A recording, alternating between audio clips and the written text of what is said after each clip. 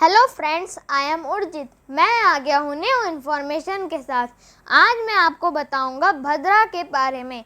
भद्रा काल एक ऐसा समय होता है जिसमें मांगलिक कार्यों को नहीं किया जाता। जब भी रक्षाबंधन आता है तो आपने भद्रा काल के बारे में ज़रूर सुना होगा। ये कहते हुए सुना होगा कि इतने बजे से इतने बजे तक भद्रा काल है और इस काल में राखी नहीं बांधे, भद्रा काल के बाद ही राखी बांधे।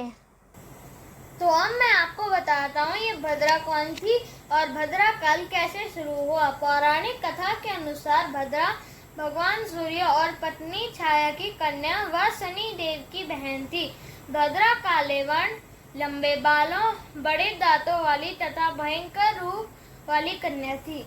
इसका स्वभाव भी शनि देव की तरह ही कठोर बताया गया है। जन्म लेते ही भद्रा यज्ञों में विघ्न बाधा पहुंचाने लगी और मंगल कार्यों में विघ्न करने लगी तथा सारे जगत को पीड़ा पहुंचाने लगी।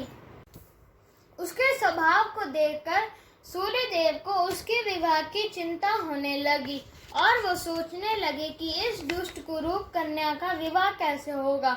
सभी ने सूर्य देव की कन्या को विवाह करने से मना कर दिया। तब सूर्यदेव ब्रह्मा जी के पास गए, कुछ समाधान मांगने लगे।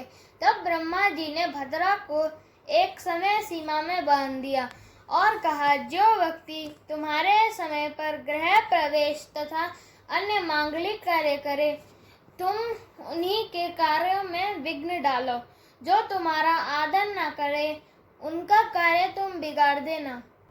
तब से भद्रा अपने समय में ही देव, दानव, मानव समस्त प्राणियों को कष्ट देती है और भद्रा काल के समाप्त होते ही भद्रा का असर खत्म हो जाता है और भद्रा अपने अच्छे रूप में आ जाती है।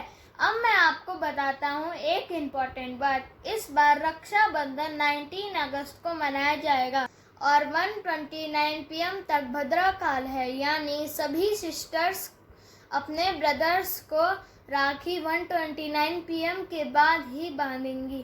तो okay, good bye, happy Rakshabandhan to all and happy Rakshabandhan to my dear Harshita दीदी।